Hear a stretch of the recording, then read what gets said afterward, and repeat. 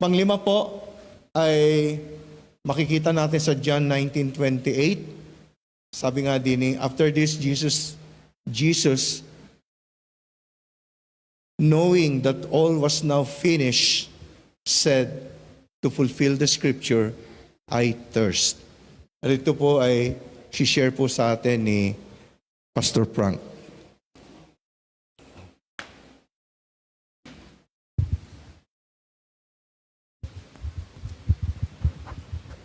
Amen. Good morning po. Yan, alam niyo po, tuwing ako ay magsasalita dito sa unahan, parang ang pakiramdam ko ay ako ipapako sa krus. Siguro, naramdaman ito lahat ng mga pastor at lahat ng sasalita. Hindi pinawawala. Ano po ay God's dependent. Talaga nakadepende tayo sa Panginoon, hindi sa ating karunungan. Naalala ko po, pag sinabi pong palakpakan natin ang Diyos, may itinuro sa amin. Sa taas daw po. Itaas natin ang kamay. Tapos, pag tayo pumalakpak sa isang celebrity, sa gitna, kasi pang sarili lang yan. Pag pilakpakan natin ang hindi natin maintindihan katatawanan sa baba, para sa javelin, walang baba tayo, puro sa taas ang ating palakpak, puro sa ating Panginoon. Sabi ko, ba't ako nag-jacket? Hindi naman ako giniginaw. Nainitan naman ako, pero komportable ako. Kung ako mauhaw, madali ako makapunta sa water dispenser para uminom. At kaya ko itong gawin, no po. Pero kumpara po sa ating Panginoon, sa tingin po natin komportable siya. Ako naka-jacket at okay naman pakiramdam ko. Siya naman ay hubad, binugbog, at may pakiramdam siyang nauuhaw. Ano po? Ito pong ating ang share, ano po?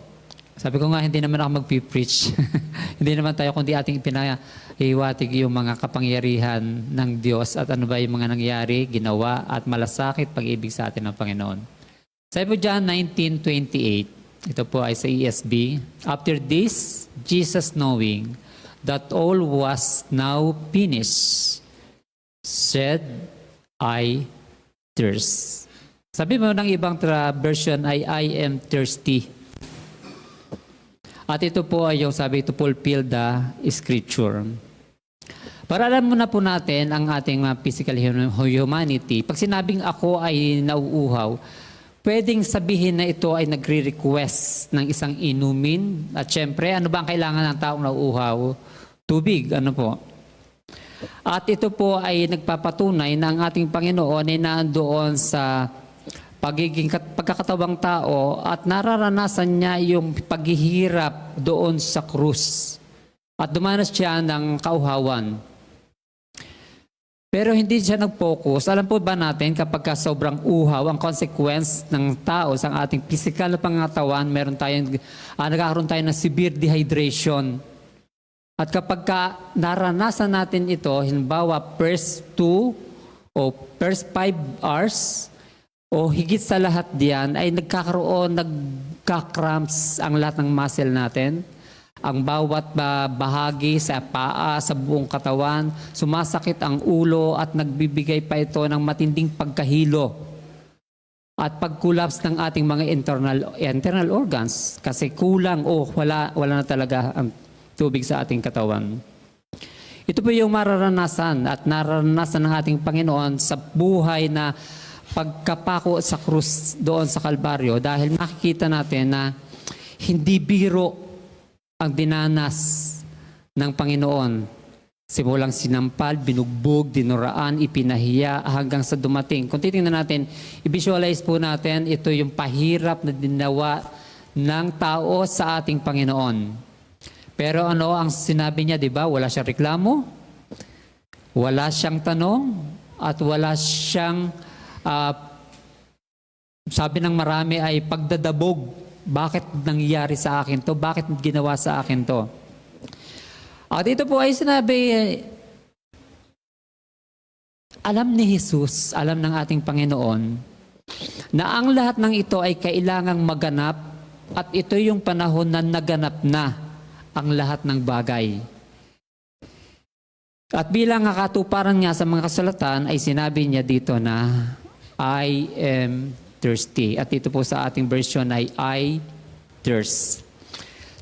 Balikan ko lang po, doon po sa Matthew chapter 26, mabilis lang po ito. Ito po yung the Lord's Supper kasama yung mga disipulo o mga alagad niya. 26 to 29, babasahin ko po ng mabilisan, sabi po doon. Matthew 26 to 30. 29. While they were eating, Jesus took a piece of bread, gave a prayer of thanks, broke it, and gave it to his disciples. Take it and eat it, he said. This is my body. Then he took a cup, gave thanks to God, and gave it to them. Drink it all for you, he said. This is my blood, which seals God's covenant. My blood poured out for many for the forgiveness of sins. At sa verse 29, ito po yung pinaka-inirelate at kinoconnect po dito sa 1928. I tell you, I will never again drink this wine until the day I drink the new wine with you and my Father's kingdom. Yan, puputulin ko muna doon. Nakita ko po dito na kung paano sinabi ng Panginoon na hindi na ako muling iinom ng katas ng ubas hanggang sa araw na ang pag-inom ko nito ng panibago ay kasalo ko na kayo doon sa kaharian ng aking Ama. At hindi siya uminom, sabi po. Hindi siya uminom at hindi niya siya iinom dahil ito na yung panahon nang siya ay hulihin. Pero sabi doon ng katas ng ubas na ito until His mission is complete on the cross. Kaya nakita ko po dito, kaya pala sinabi ng Panginoon na I thirst.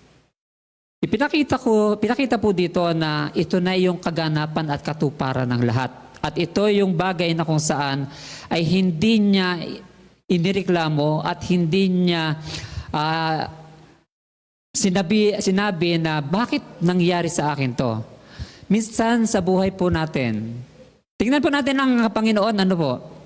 Dahil alam niya ang tunay na dapat maganap at ito na nga yung kaganapan, naandun yung acceptance o pagtanggap at naandun po yung ating, ang kanyang paglawak ng pangunawa na magaganap talaga ito. Magaganap ito at kailangan kong maranasan. At ito na yung panahon.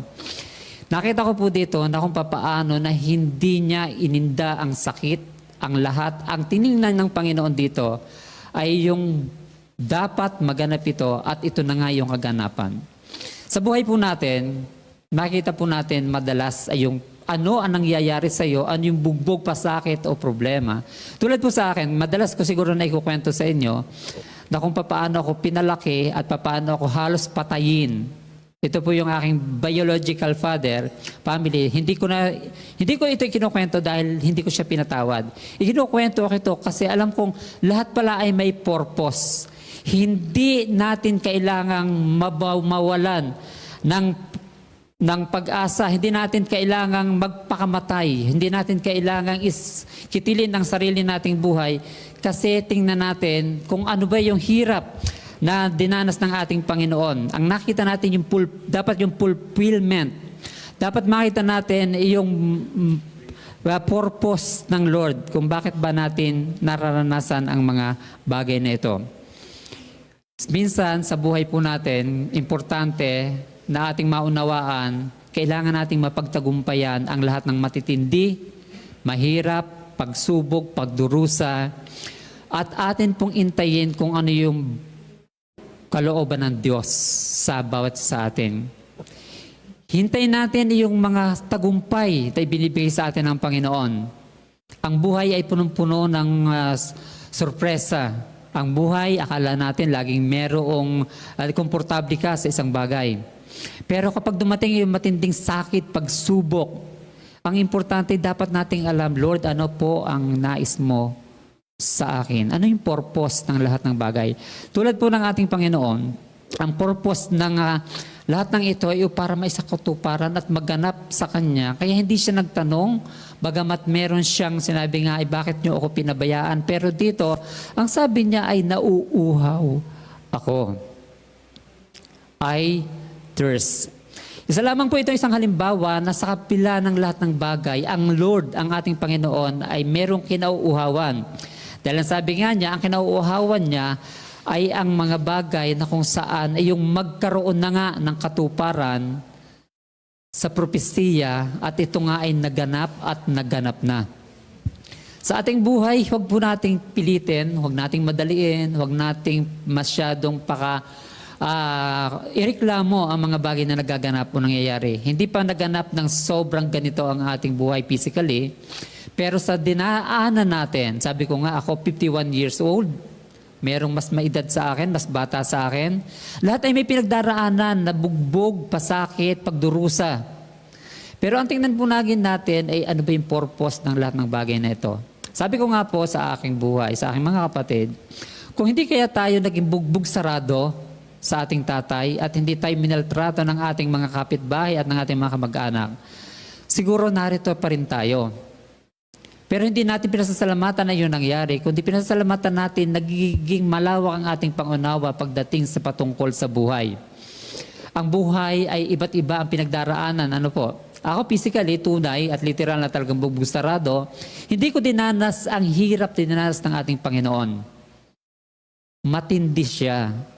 Ang sa akin ay napakakonti lang. Kaya ngayon pinag-aaralan ko po, sabi ko, Lord, maraming salamat po dahil iyong pinaunawa ng buhay ng tao ay may iba't ibang pastanin, bugbog, pasakit, pagdurusa.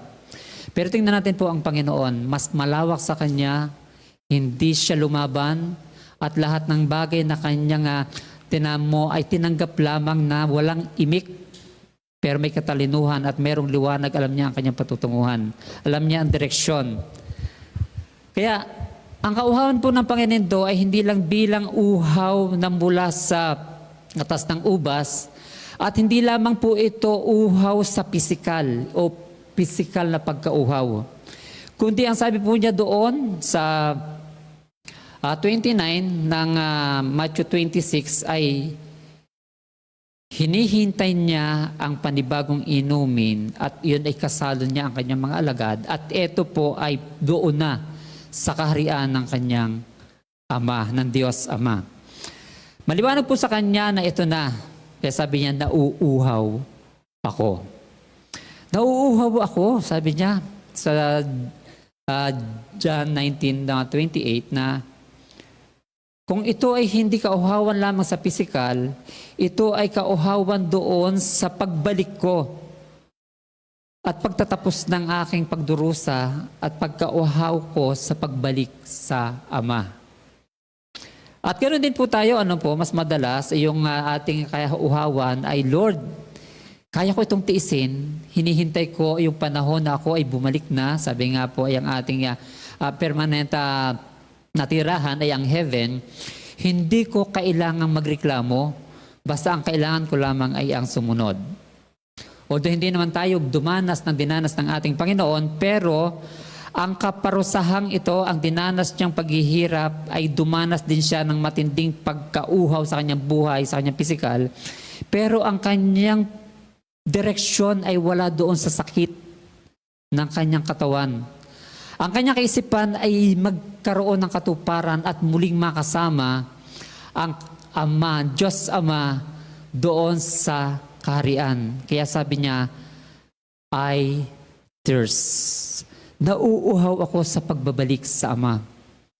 At yun po ang pinaka-importante sa atin. Anong hirap, anong dinaranas natin, ipagpatuloy lang natin ang buhay kasi may panahon ang lahat ng bagay. Kung noon, sabi ko nga, akala ko, ang katapusan ko na ay sa kamay ng aking Ama, pero may bagong kabanata pa pala ang buhay ko. May direksyon, may liwanag. At dito po ay pinakikita na anuman ang ating danasin, magpatuloy lamang tayo at magaganap po sa atin ang ayon sa kalooban ng Panginoon hanggang mapulpil natin ang ating misyon. Ako po aking laging pinag-aaralan at aking in-relate sa aking sarili. Hindi ko kayang gawin at hindi ko kayang ikumpara ang aking sarili sa ating Panginoon, pero kaya kong gawing ihemplo At pinakamatibay na modelo ang buhay ng ating Panginoon. Sa lahat ng mga pangyayari sa buhay, hindi siya sumuko hanggang sa kamatayan, hindi siya nagreklamo, hindi siya lumaban, at hindi siya nagtanong sa Panginoon. Hindi siya nagtanong bakit saan pa ito nangyari. Although sabi niya ay kung pwede lamang ay huwag maganap, pero maganap rin ang ayon sa kalooban ng ating Panginoon. Sa buhay pa natin, ganun din. Harapin lang natin ang mga bagay mapagsubok at ating naranasan.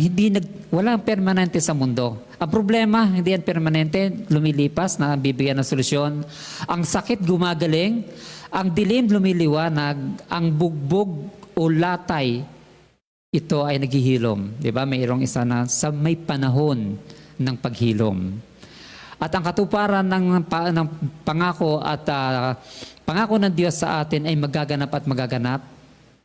Maging matapang lang tayo, maging matatag lang tayo at gawin nating ihemplo at gawin nating modelo, gawin nating batayan ng buhay natin ay ang sinapit ng ating Panginoon.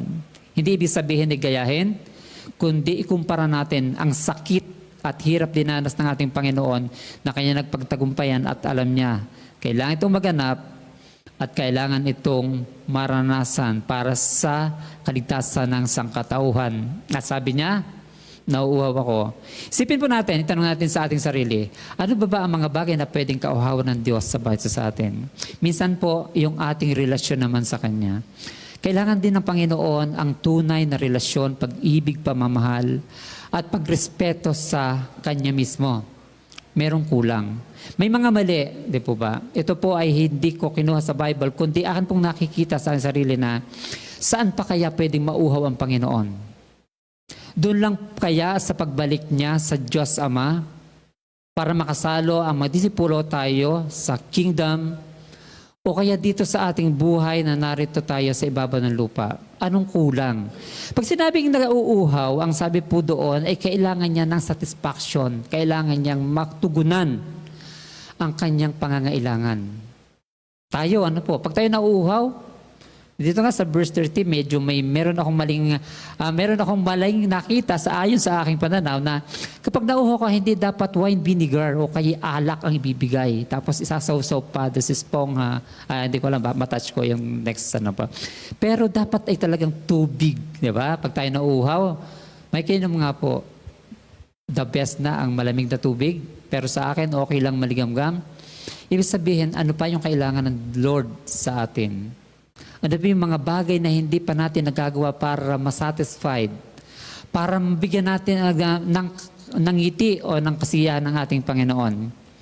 Tinatanong ko ito, pero itanong niyo rin po sa ating sarili, ano pa ba ang mga bagay na pwede kong i-offer sa Panginoon para merong satisfaction, para masatisfied, matuwa siya, at may i-offer ko yung the best drink, di ba? Ang pinaka mainam na inumin para sa Kanya. Sa panahon po ngayon, tayo ay nag-o-offer ng lahat ng bagay, iba-iba, ayon sa ating kakayanan at ayon sa puso na masigla nating ibinibigay. May study worship service sa ating buhay ngayon, panahon ito. Pero ano pa ba yung pwede pa nating ibigay para maibsan ang kauhawan ng ating Panginoon? Sabi ng time, talent, okay, gumagamit, treasure. May treasure pa ba ang iba? Sabi ng iba, parang wala na.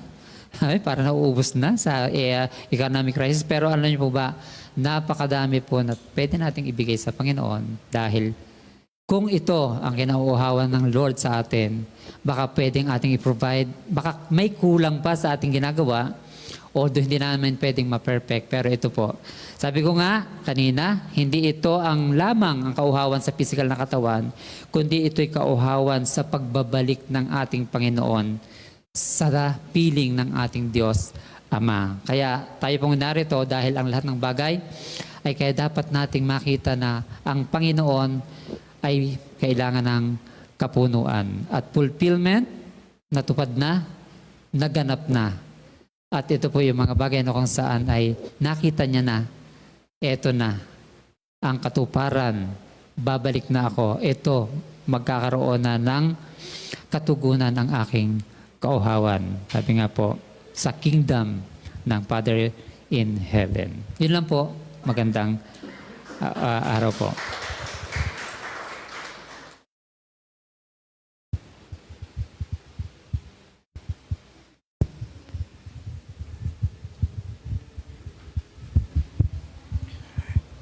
Amen. Nakakaano na bago nito, ang sinabi ni Jesus, my God, why have you forsaken? And then, para bang coincidental na yung kasunod naman, I thirst. No? Parang pag naisip mo, ano nga talaga ang kinauhawan ni Jesus na talagang makikita mo nandun ang ano ng Diyos, no? He really, nandun yung ano niya na He really cares for us, no? At dito nga, sinasabi nga, I thirst to fulfill the scripture. Maaaring iba sa inyo nagtatanong, ano yung ibig sabihin to fulfill the scripture? Actually, this is the fulfillment of what is said in Psalms, I think Psalm 68, if I remember correctly. No? Nasa Psalm 68 ito. So, despite talaga kung anong mga ginagawa, yung pinakikita ng Diyos, yung kanyang pagmamahal sa atin, yung pagganti natin, di ba? Nandyan yung kanyang pag-ibig, pero kung minsan, iginaganti natin sa pinapakita niyang pag-ibig, no? Kaya doon nga, nandun yung kauhawan. Dahil doon sa Psalm 68, hindi ko lang matandaan ko nung verse, no? Sabi doon, you fed me with poison food. Parang ganun, no? Kaya nakasulat doon na yung wine na mixed with vinegar, no? Which is, yun ang tinutukoy din eh. Ang tinutukoy din eh na to fulfill the scripture is, hindi yung word na I thirst, kundi ano yung nangyari after sinabi ni Jesus. At yun na nga, hindi ba? He was fed with yung bang pinainom sa kanya, yung parang tawag sa Bible, minsan sinatranslate as vinegar, pero parang isang wine na maasim, no? Yun ang inano sa kanya. Na kung titignan mo nga, para bang nakakalungkot because ganun minsan tayo eh. Yung binabalik natin sa Panginoon, hindi mga bagay na ikasisiya niya, kundi kadalasan nga yung ikalulungkot. Kaya nga sabi nga, I thirst, no? He thirst for the love. He thirst yung pag-ibig, actually kung titignan din natin para bang yung bang, kaya ngayon minsan nadidinig nyo sa akin mismo si Jesus, sinabi nga niya di ba? How much do you love me more than this? Yung pag-ibig na yun Hanggang saan yung pag-ibig na ibinabalik natin sa Lord. Na kaya nga, andun nga yung I thirst. He longs, yung plano ng Lord para sa atin, no? Hindi makita-kita sa buhay natin. Amen. Yun. So, he thirsts for that. Yung pang isang maganda habang nagano nga si pastor, yung word na I thirst, no? Bigla kong naalala yung John 4, yung the woman, the Samaritan at the well, no? Di ba sabi ni Jesus, yung tubig na ibibigay ko sa iyo ay walang pagkauhaw. And then, namanggagaling kay Jesus, and then here, para bang para bang contradiction, no? And then here, sinabi niya, nauuhaw ako. Samantala do sa John 4, incidentally, John din ito, hindi ba? A few chapter before chapter 19, sinasabi niya yung tubig na ibibigay ko sa iyo ay walang pagkauhaw. Yun. So, para bang para bang contradiction, no? Okay. Hindi tugma. Yeah. But here, it's not about the thirst na galing sa kanya, but it's a thirst na yung hinahanap ng Diyos sa atin. Amen. Okay. So,